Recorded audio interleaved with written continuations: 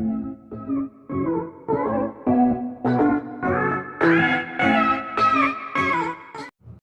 Bapak Wakil Presiden serta Bapak Ketua Mahkamah Agung Republik Indonesia memasuki ruangan. Awal masa Orde Baru ditandai dengan dikeluarkannya Surat Perintah 11 Maret atau yang kita kenal dengan Super Semar. Super Semar menciptakan kondisi yang disebut dualisme kepemimpinan nasional yang menyebabkan kondisi politik terbelah menjadi dua, yaitu adanya pihak Soekarno dan pihak Soeharto. Namun, pada saat itu terjadi perbedaan penafsiran Super Semar. Menurut Soekarno, Super Semar merupakan perintah pengamanan, sedangkan menurut Soeharto, Super Semar merupakan menyerahkan kekuasaan. Terus, gimana ya alur peralihan kekuasaan tersebut? Pada tanggal 22 Juni 1996, Presiden Soekarno menyampaikan pidato bertanggungjawaban mengenai peristiwa G30S PKI. Pidato tersebut berjudul Nawaksara. Namun, setelah dibacakan, Nawaksara dianggap kurang bertanggung jawab nih atas masalah G30S PKI, sehingga ditolak oleh MPRS. Presiden Soekarno pun kemudian melengkapinya melalui pidato yang berjudul Melengkap Nawaksara pada 10 Januari 1967, tapi lagi-lagi MPRS menolaknya.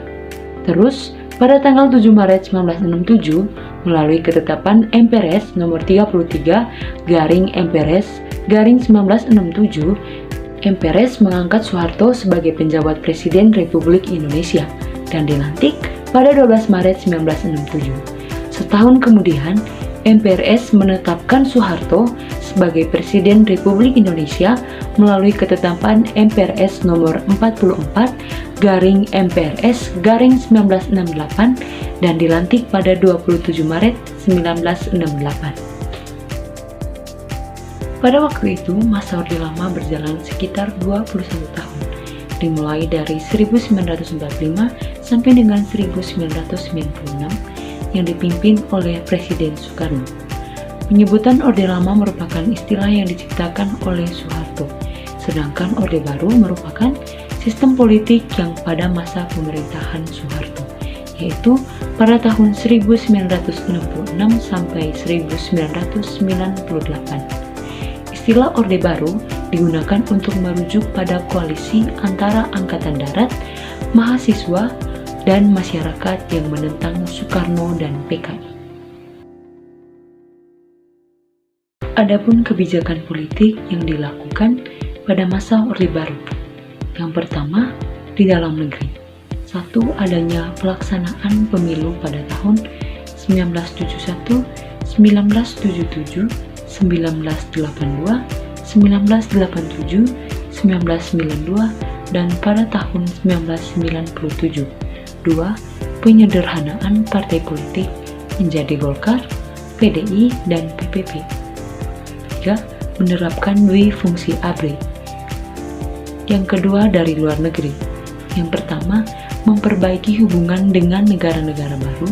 Yang kedua, memperbaiki hubungan dengan Malaysia melalui Jakarta Accord pada tahun 1996.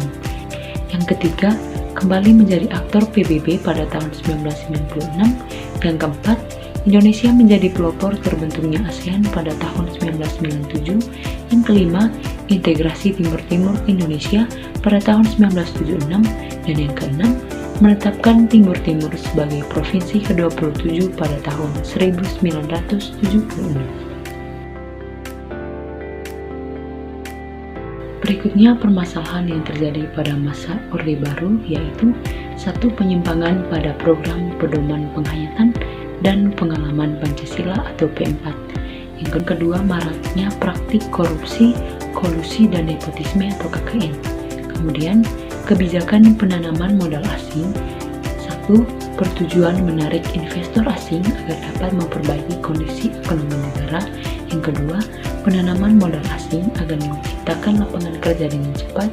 Yang ketiga, perusahaan asing pertama yang dapat menanamkan modalnya Indonesia adalah PT Freeport. Berikutnya, pinjaman dana yang dilakukan berupa International Monetary Fund atau IMF sebesar 51 juta dolar pada tahun 1967. Yang kedua, Intergovernmental Group on Indonesia atau IGGI. Yang pertama yaitu Repelita 1 pada 1 April 1969 sampai dengan 31 Maret 1974, berfokus pada sektor pertanian dan program transmigrasi, terhambat karena peristiwa malari pada tahun 1974. Yang berikut Repelita kedua.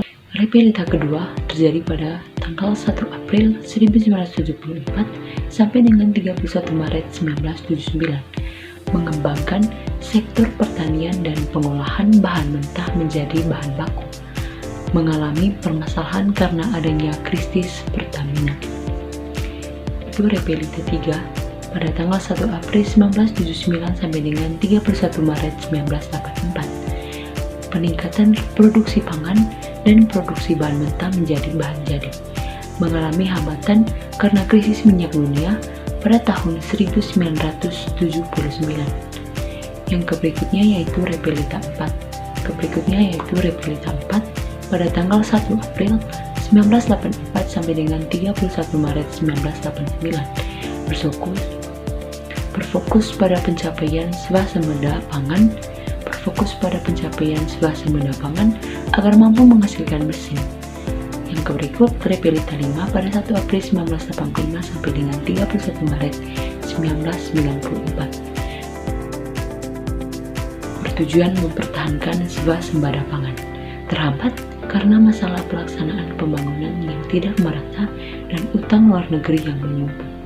Repelita 6 pada tanggal 1 April 1994 sampai dengan 21 Mei 1998, berfokus pada sektor pertanian dan industri terhadap pesatnya perkembangan teknologi. Pada Repelita ini berfokus pada Indonesia mengalami krisis multidimensional hingga masa pemerintahan Orde Baru berakhir.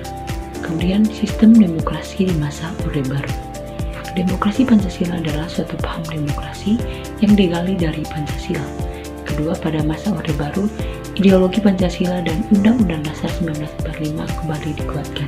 Berikutnya, masa Orde Baru menilai bangsa ini harus bisa belajar dari ancaman-ancaman yang datang terhadap ideologi Pancasila seperti peristiwa pemberontakan Gerakan 20 September.